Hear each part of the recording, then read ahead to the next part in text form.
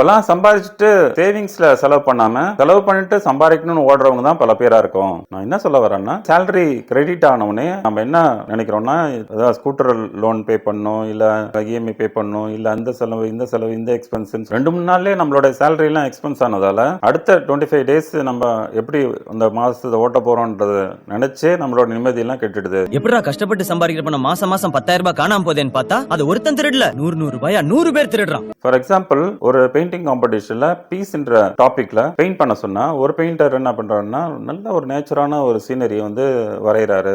இன்னொரு பெயிண்டர் ஒரு ஸ்கேரியான பெயிண்டிங், காஞ்சி போன மரம், மின்னல் வெட்டுற மாதிரி ஒரு அதிலே வந்து அந்த மலையில குகை உள்ளார ஒரு தாய்ப்பறவை வந்து தன்னுடைய சிக்குக்கு அழகா வந்து உணவு ஊட்டிட்டு இருக்கிற ஒரு நல்ல ஸ்கேரியான பெயிண்டிங் பண்றாரு. ஒரு பெயிண்டர் வந்து பீஸ் அப்படின்னாலே ஒரு கிரீனிஷா இருக்கிறது அவுட்டர் என்வாரன்மெண்ட்ல ஒரு பீஸை தேடுறாரு. ஸ்கேரியா வரைஞ்ச பெயிண்டிங் வந்து பாத்தீங்கன்னா அவர் வந்து பீஸை வந்து அவுட்டர் என்வாரன்மெண்ட்ல தேடாம அவர் என்ன செய்யறாருன்னா அந்த பேர்டு வந்து எப்படி அழகா தாய்ப்பறவை தன்னோட சிக்குக்கு வந்து உணவு ஊட்டுதோ அப்ப இன்னர் பீஸ் தான் வந்து அவர் தேடுற மாதிரி பீஸ் அப்படின்றத ஸ்ட்ராட்டஜி பண்ணிருக்காரு. பொதுவா நம்ம வந்து நிம்மதியை வந்து அவுட்டர் என்வாரன்மெண்ட்ல தேடுறோம். காரு, பைக்கு, வீடு கட்டுறது, இல்ல வந்து பர்சனல் லோன் போட்டு டூருக்கு போனா சந்தோஷமா இருப்போம், நிம்மதியா இருப்போம்னு நினைக்கிறோம். ஆனா உண்மையான நிம்மதி வந்து மனசுல தான் இருக்குது. இங்க சந்தோஷம் இருந்தா எங்க போனாலும் சந்தோஷம் தான்.